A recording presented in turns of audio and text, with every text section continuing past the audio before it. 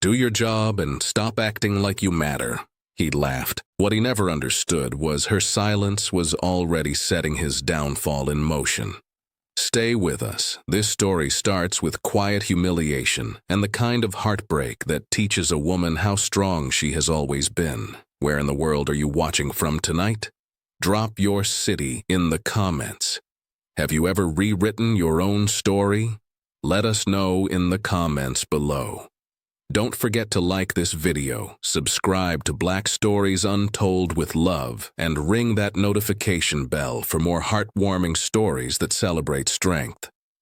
Daisy Miller learned early how to move through rooms without being seen, not because she lacked presence, but because the world had trained her to shrink it.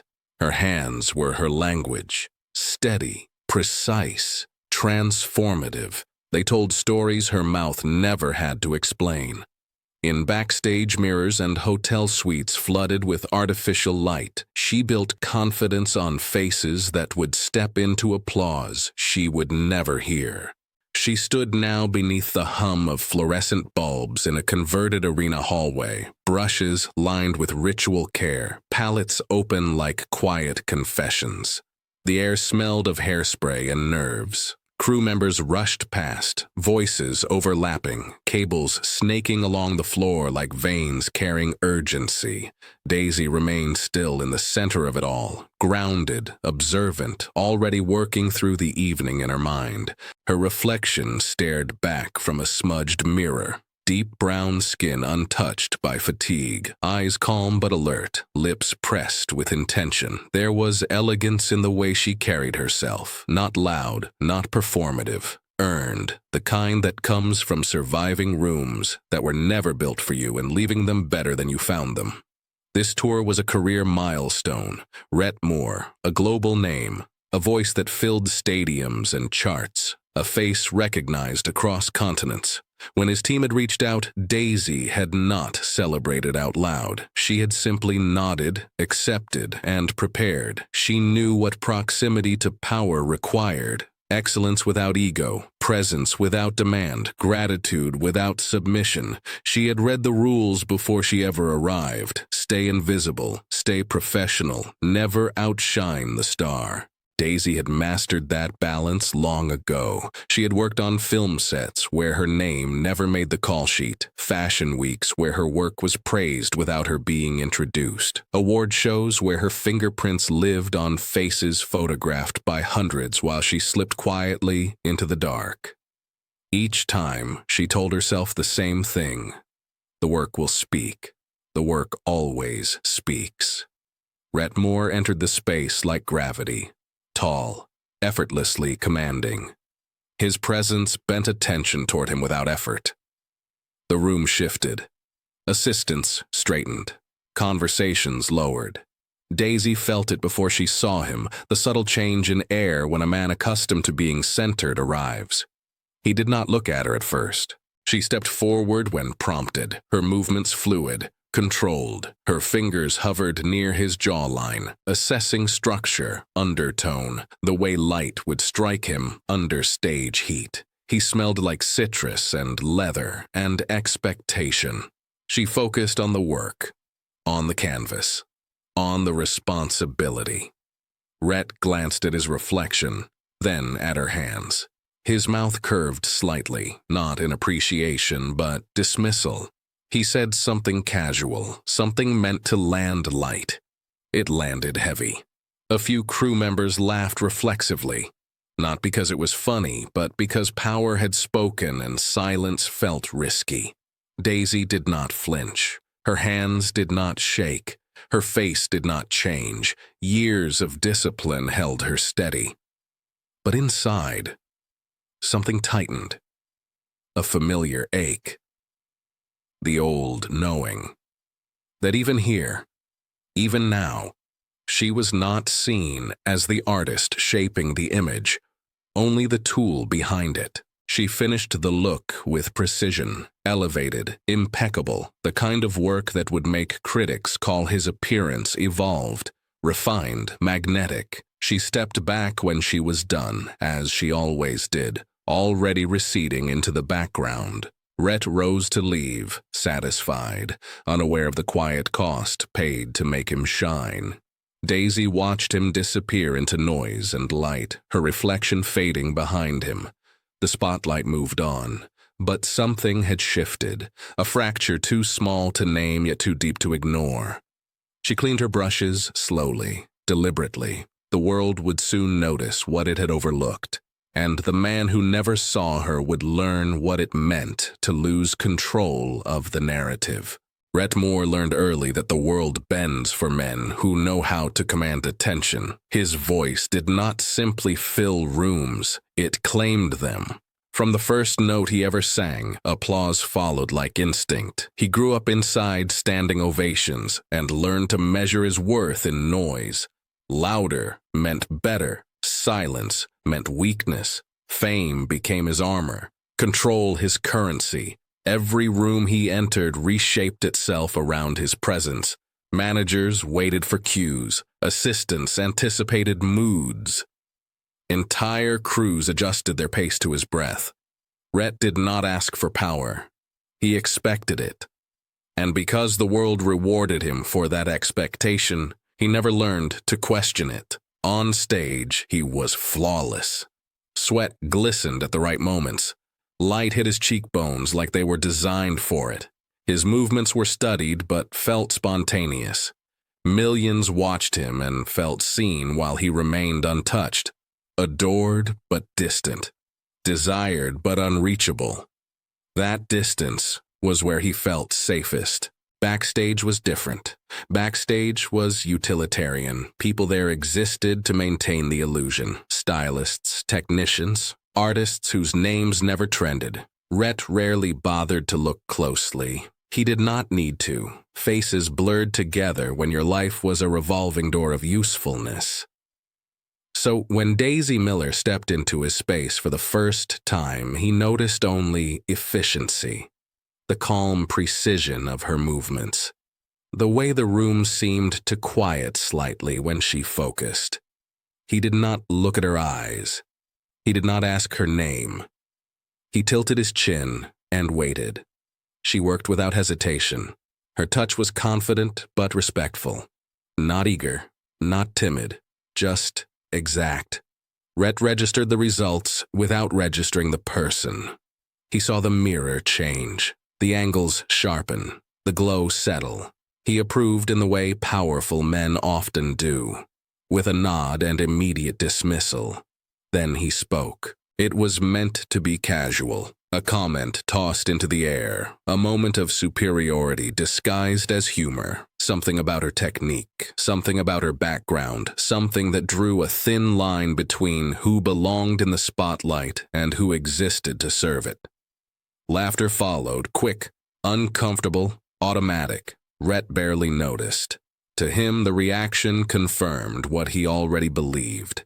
He was untouchable. His talent protected him. His success insulated him. Words were weightless when spoken from the top. Accountability belonged to people without platforms. He walked onto the stage that night, radiant with confidence. The crowd roared as expected. His image looked flawless under the lights. Critics would later praise his evolution, his polish, his magnetic presence. None of it would be traced back to the woman whose hands shaped it. Behind the curtain, Daisy stood still. Rett did not see her then either. He sang about love with practiced emotion. He performed vulnerability like choreography. The audience felt everything. Rett felt control. He always did. Control over sound, over perception, over narrative. What he did not feel was the quiet shift taking place beyond the stage. The way something he assumed was harmless had landed like a bruise. The way dignity does not always announce itself when it withdraws. When the show ended, Rett basked in the aftermath. Praise poured in. Cameras flashed. Compliments stacked like trophies. He believed the night had gone perfectly, but somewhere behind him, unseen and unacknowledged, a woman cleaned her brushes with deliberate care. Each motion steady, each breath measured. And while Rett Moore owned the stage, he had already lost something he did not know he would soon need: the respect of the woman who would one day own his reckoning. The moment arrived, wrapped in ease and false warmth. A pause between tasks, a cluster of bodies gathered too close, cameras idling but still watching. Rett leaned back in his chair with the comfort of a man who had never been corrected in public and spoke like the room belonged to him. The words landed before Daisy could prepare for them. A joke shaped like a smile, a sentence trimmed with humor but sharpened at the edges. It reduced her craft to a stereotype, her presence to a punchline. It placed her where the world so often tried to keep her small and useful and silent. Laughter filled the space instantly. Not joyful laughter, not honest laughter.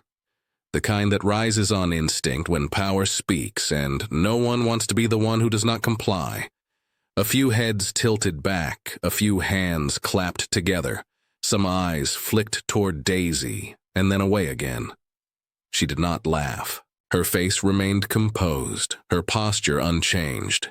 Years of discipline held her steady when instinct wanted to retreat. She had learned long ago that reaction was often used against women like her, that emotion became evidence, that silence was sometimes the only defense left. But inside her chest, something cracked. It was not the first time. It was never the first time. That was the cruelty of it, the familiarity. The way her body recognized the sensation before her mind could label it. The quiet humiliation, the sudden shrinking of the room, the sense of being turned into an object while standing fully present. She felt eyes on her, waiting, measuring whether she would flinch, whether she would soften the moment by reassuring everyone that it was fine, that she understood, that she had no problem being the joke. Daisy refused. She lowered her gaze and returned to her tools with deliberate calm. She cleaned a brush, aligned a palette, smoothed a surface that did not need smoothing. The ritual grounded her when everything else felt unstable. Her breath slowed. Her hands remained precise. No one intervened. No one corrected him. No one shifted the energy. No one said enough. That silence spoke louder than the joke itself. It told her exactly where she stood in this room and in this industry. Valuable only when invisible.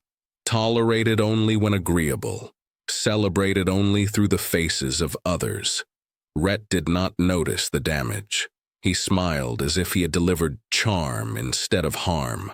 He stood and stretched and checked his reflection. The room rearranged itself around him again. Assistants moved. Schedules resumed. The moment was already being buried under momentum, but Daisy carried it with her. She worked through the rest of the night with excellence sharpened by restraint. Every detail perfected, every choice intentional. The irony was not lost on her. Her best work often emerged from the deepest restraint, from the refusal to let bitterness stain her craft. On stage, the applause thundered. Rett glowed beneath the lights, his image flawless, his confidence untouched. Backstage, Daisy stood in the shadows where praise never reached. She felt the fracture settle deeper. Not loud, not dramatic, just a quiet breaking point forming beneath her composure. A realization that staying silent came with a cost, and that cost was beginning to outweigh the safety it provided. She packed her kit when the night ended. Slower than usual. Thoughtful. Heavy, with unspoken resolve. The humiliation had passed through the room without resistance, but it had not passed through her unchanged. Silence had shielded her in the moment, but it was already becoming something else. A line she would not cross again. Daisy thought about leaving more than once. The thought came quietly at first while she cleaned her brushes in the early hours of the morning when the stadium lights were dark and the applause had already faded. It came again while she packed her kit in silence and felt the weight of being both essential and invisible. Walking away would have been clean, dignified, easy to explain to herself, but Daisy had never been built for retreat. She stayed, not out of loyalty, not out of fear, but out of devotion to the work, to the standard she refused to lower for anyone. She told herself that excellence was its own language, and if she spoke it fluently enough, the truth would eventually surface. Night after night, her hands reshaped the narrative. She adjusted undertones so stage lights softened instead of hardened. She sculpted shadows that gave Rett depth rather than sharpness. She created a version of him that felt less manufactured and more human. Audiences noticed before critics did. Something about him felt different, grounded, elevated, alive in a way it had not been before. By the third show, the comments began circulating. He looks changed. There is something new in his presence. He feels more real, more intimate. Articles followed, stylists speculated, fans compared photos side by side. The industry leaned closer. Backstage, Daisy worked with the same quiet focus she always had. No grand gestures, no demands for credit. She let the work breathe, let it stand on its own. Every night she showed up composed and unflinching. The humiliation lingered, but it no longer defined her movements. Rett noticed the attention. He always noticed attention. He read the reviews in his private dressing room, scrolling with practiced detachment. He absorbed the praise like oxygen. He adjusted his posture. His smile sharpened. He told himself the evolution was his own, a natural progression of artistry, growth earned through discipline and experience. He did not look toward Daisy. When assistants whispered about the makeup, he waved them off. Coincidence, timing, trends, anything but acknowledgement. His ego could accept praise, but not interdependence. Distance felt safer than humility. Yet something unsettled him. He caught himself glancing at mirrors longer than usual, studying angles he had never considered, waiting for her to finish before stepping into the light. The work felt different on his skin, intentional, protective, almost intimate. He said nothing. The whispers grew louder. Fashion editors asked questions. Designers requested her specifically. A casting director lingered near the makeup chairs, one night longer than necessary. Daisy felt the shift like a low hum beneath her feet. The room was adjusting its axis. Still no one spoke her name out loud. Rett felt the change most when she was not there. On a rare night, she was delayed and another artist stepped in. The look fell flat. The mirror reflected something hollow. Rett felt exposed beneath the lights and could not explain why. That night the applause sounded thinner. When Daisy returned the following evening, the energy settled again. The transformation resumed. Rett exhaled without realizing he had been holding his breath. He still did not thank her, but power had already shifted. Daisy did not need permission to be undeniable. She did not need validation to be essential. Her work was already carving space where her voice would soon follow. Talent was speaking now, louder than power, and the man who believed himself untouchable was beginning to understand that his shine no longer belonged to him alone. The silence after the show unsettled Rett more than the roar ever had. Applause faded quickly, now leaving behind a hollow echo that followed him into dressing rooms and hotel corridors. The noise that once fed him no longer filled the space it left behind. It exposed it. He sat alone, in front of a mirror too large and too honest. Sweat dried along his collarbone. The lights above his reflection buzzed softly. For the first time in years, he did not recognize the man staring back at him. The face was familiar. The confidence was practiced, but something behind the eyes had thinned. Fame had taught him how to take praise, attention, loyalty. It had never taught him how to hold anything with care. The emptiness startled him. It arrived in fragments, between cities, between interviews, between forced smiles that no longer reached his chest. He caught himself replaying moments he once dismissed as insignificant, a look held too long, a pause that carried weight, the stillness of a woman who never demanded space, yet somehow reshaped it. Daisy. He began noticing her in the margins, the way she entered rooms without noise and left them altered, the way she listened more than she spoke, the way she never rushed, even when chaos swirled around her. There was discipline in her restraint, strength in her quiet. It unsettled him because it mirrored something he lacked. He remembered the joke, the laugh, the ease with which he had reduced her. The moment had felt weightless then. Now it pressed against his chest like a hand he could not move. Guilt was not an emotion he welcomed. It did not flatter him. It did not obey. It stayed. He watched her one evening from across the room as she cleaned her brushes with ritual care. There was no bitterness in her movements, no visible resentment, only focus, dignity, the kind that did not need an audience. Rett felt smaller in that moment than he ever had on stage.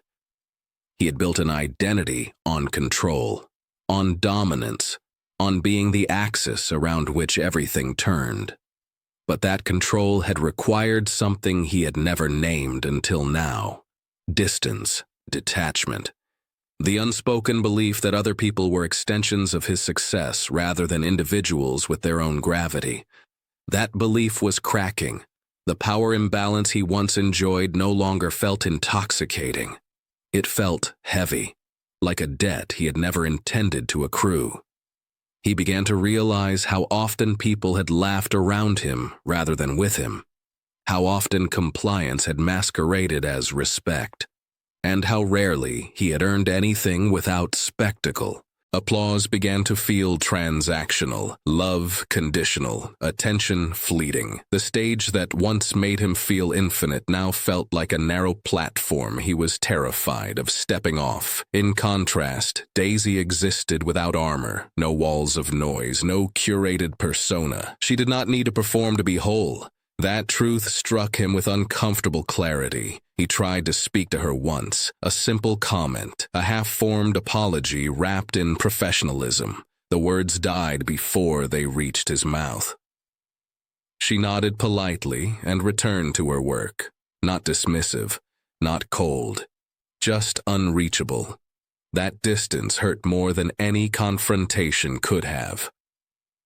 Rett lay awake that night staring at a ceiling that offered no reflection. The weight of his own behavior pressed down harder than exhaustion. He understood something then that fame had never taught him. Power without accountability corrodes. And the woman he had once treated as replaceable now held the one thing he could not buy or command. His absolution, the armor that had carried him to the top, was cracking, and for the first time in his life, Rett Moore was unsure whether he wanted to repair it or let it fall away. Rett chose a moment that felt safe. A quiet corridor after rehearsal, when the noise had drained from the walls and the crew moved on autopilot. He waited until Daisy finished packing her kit, until her hands slowed and the room felt almost empty. He told himself this was courage. He told himself timing mattered. Her back was turned when he spoke, his voice careful, measured, too smooth.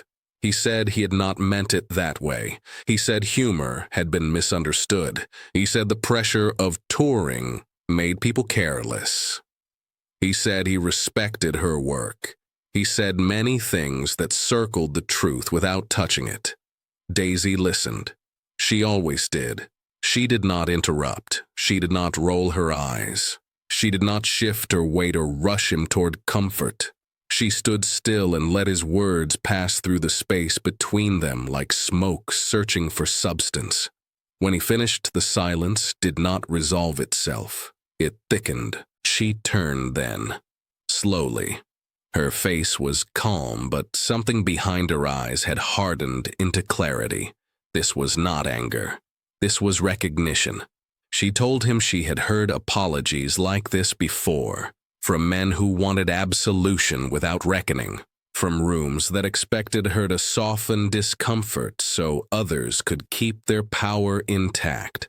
She said she was not interested in intentions.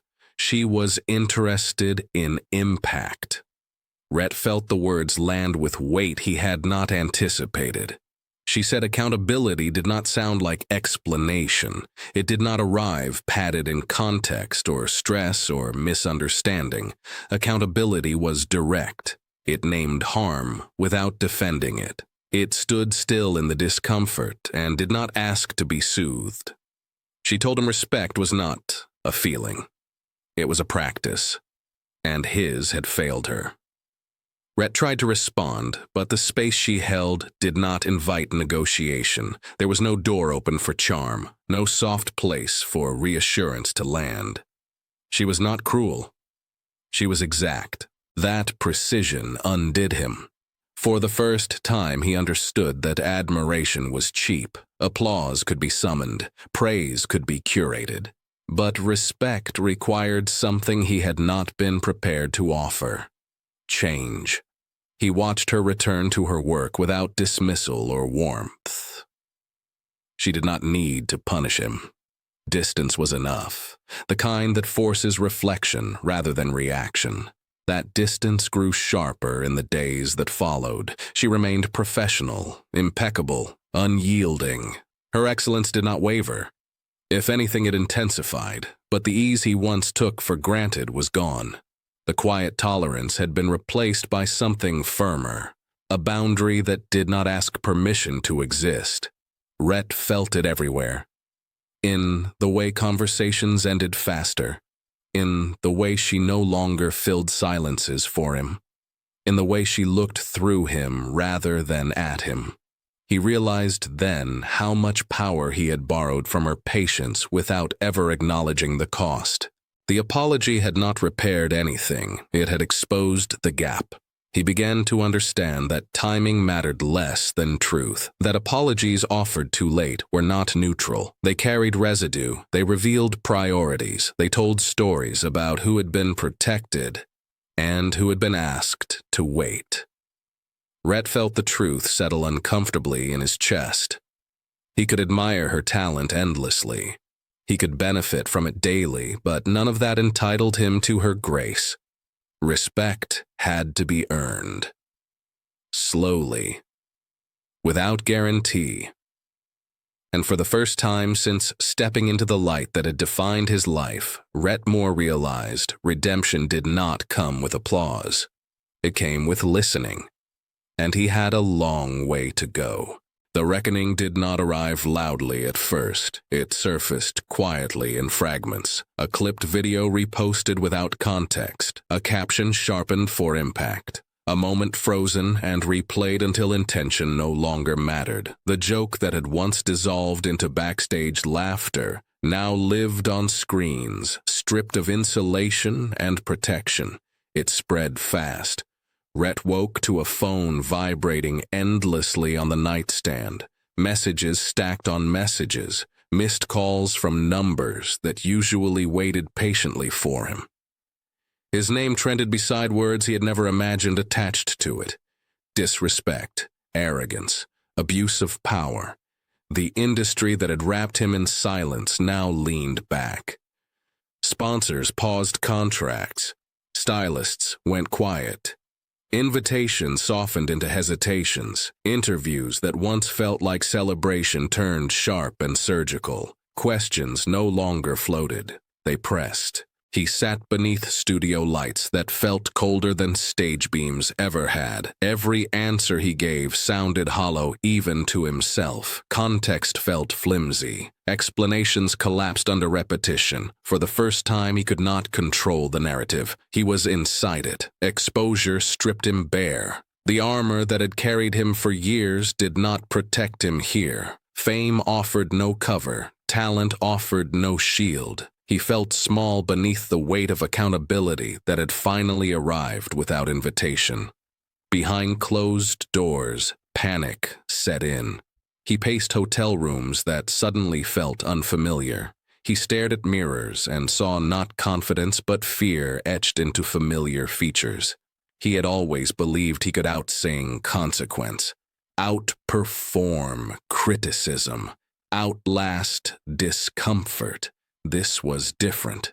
Meanwhile, Daisy watched the storm from a distance, not from satisfaction, not from cruelty, from clarity. She saw the outrage cycle churn, the sudden concern from people who had laughed in the room with her, the statements crafted carefully to sound outraged without naming complicity. She recognized the pattern. She had lived it in quieter forms her entire life. She knew what it meant to exist without safety nets, to fall without headlines catching you, to be harmed without platforms rushing to your defense. This moment did not feel like justice. It felt like inevitability. She did not speak publicly. She did not post. She did not correct the record or embellish it. Her silence was not weakness. It was sovereignty. When people reached out suddenly asking for her perspective, she declined politely. She had spent too long being consumed for narratives that were never hers to control. This time, she protected her peace. Rett noticed her absence. Not just physically, but energetically. The quiet steadiness that had grounded him through weeks of unraveling was gone. He realized then how much he had leaned on her presence without permission, how much he had taken without acknowledging the weight. He wanted to reach out, to explain, to plead, to ask for reassurance. But the truth pressed harder now. This was not her responsibility.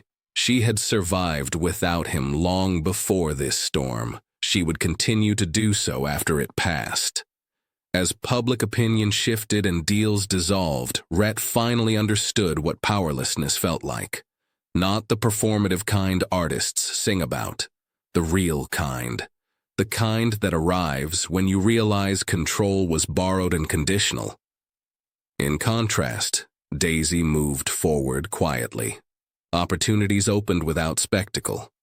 Conversations happened behind closed doors that did not require her to relive harm to earn respect. Her name carried weight now because it always had. People were simply listening.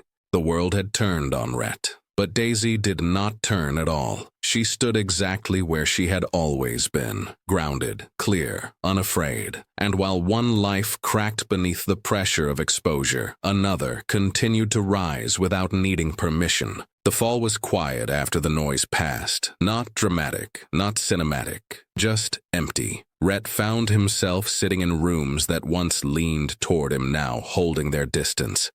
The silence was different here. It did not admire him. It did not wait for him to speak. It simply existed. And in that space, he began to see. He saw Daisy the way he never had before, not through proximity, not through utility, but through absence. Through the way her presence had once steadied rooms he now felt drifting without her.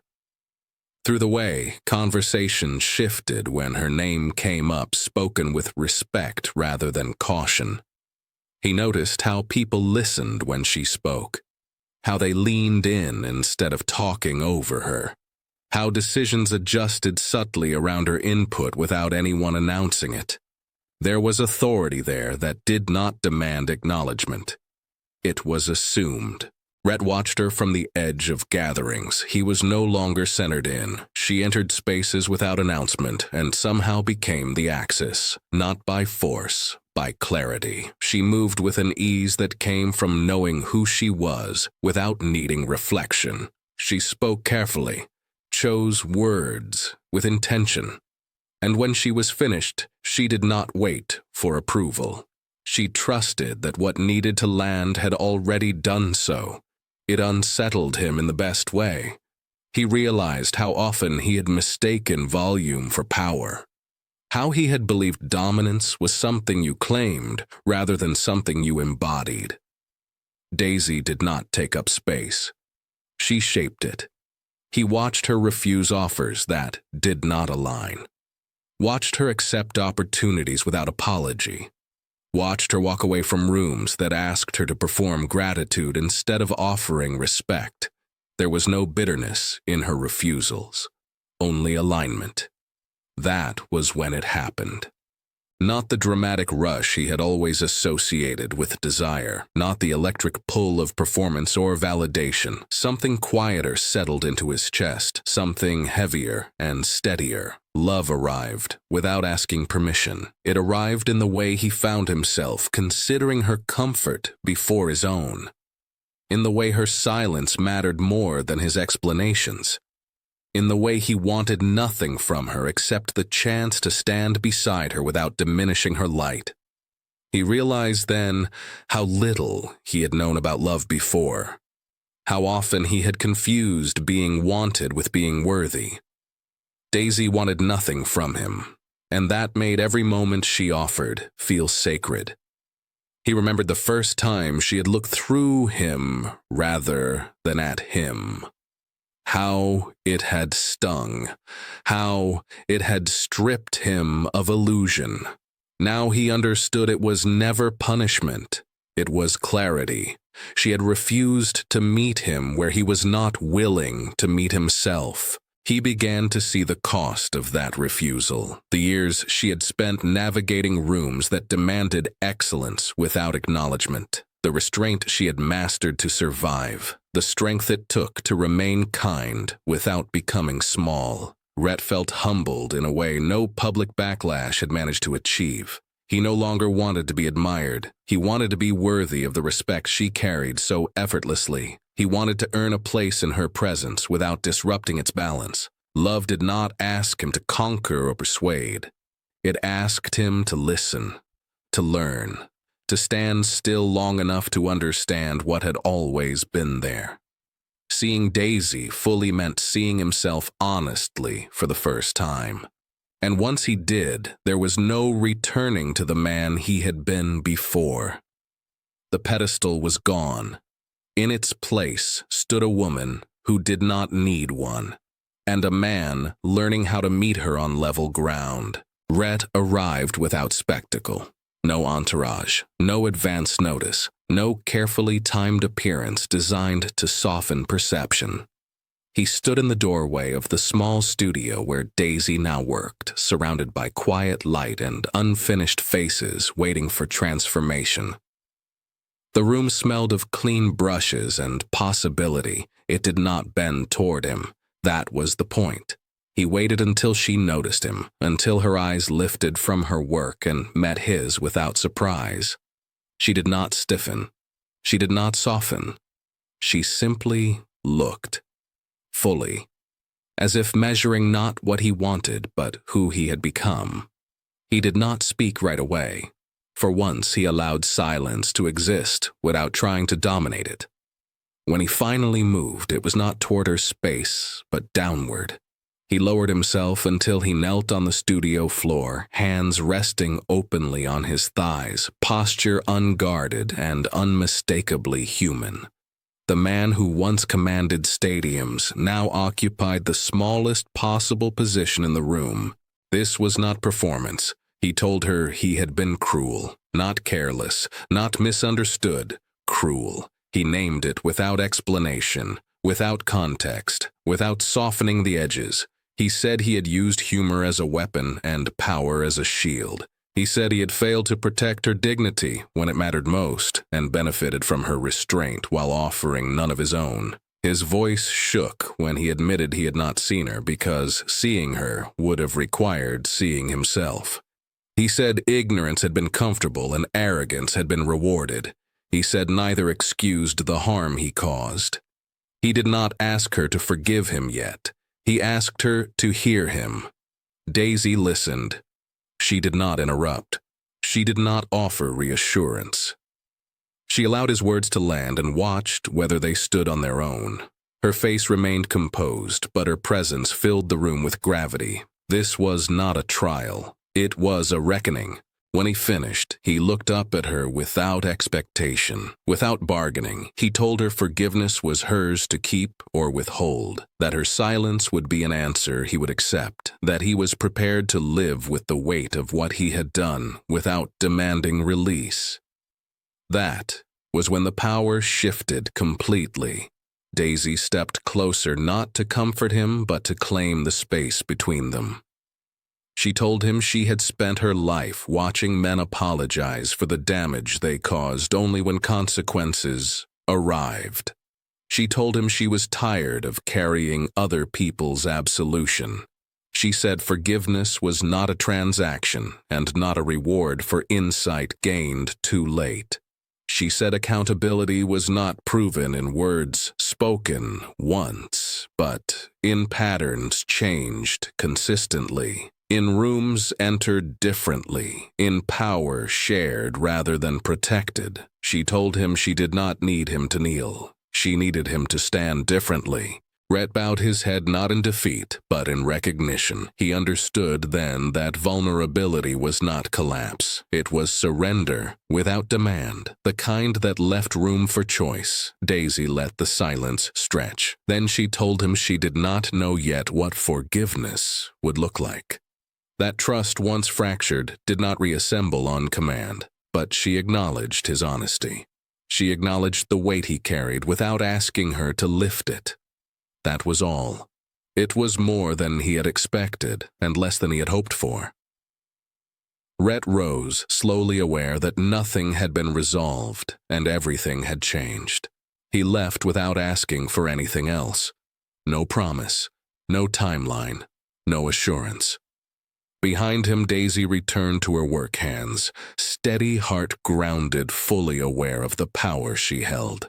Not because he knelt, but because she never had to. Daisy did not rush her decision. She had spent too many years being asked to soften herself for the comfort of others. This time she chose stillness. She chose time. She chose herself. In the weeks that followed Rett's apology, he did not chase her with words or gestures. He did not perform remorse.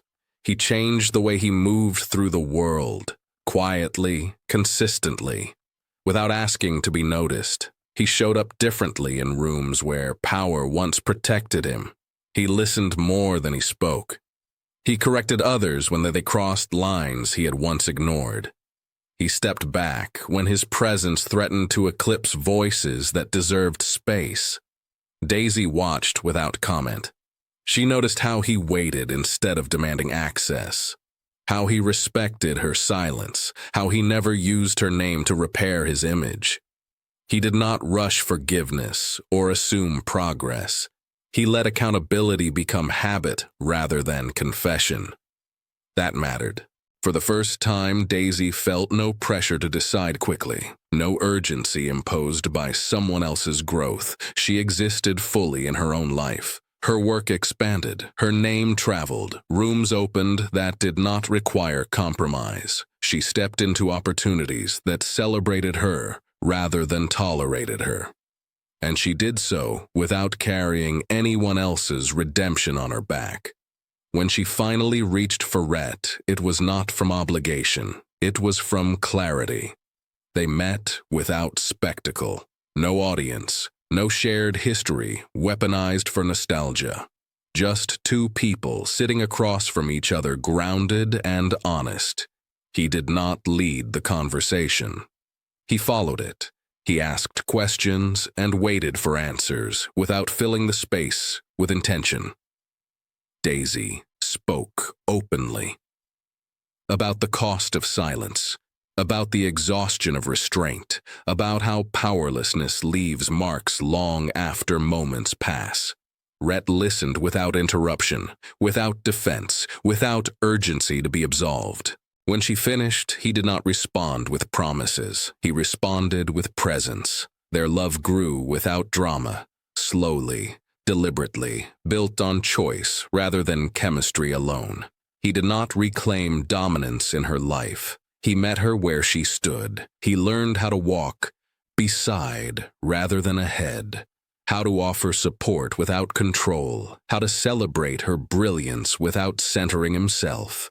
When he asked her to marry him, it was not under lights or headlines. It happened on an ordinary evening softened by quiet. No cameras, no witnesses, just truth shared between them. He told her he did not need her to complete him. He wanted to build with her, to protect space for her to remain fully herself, to commit to the work of equality, not as an idea, but as a daily practice. He told her he would never ask her to dim so he could shine.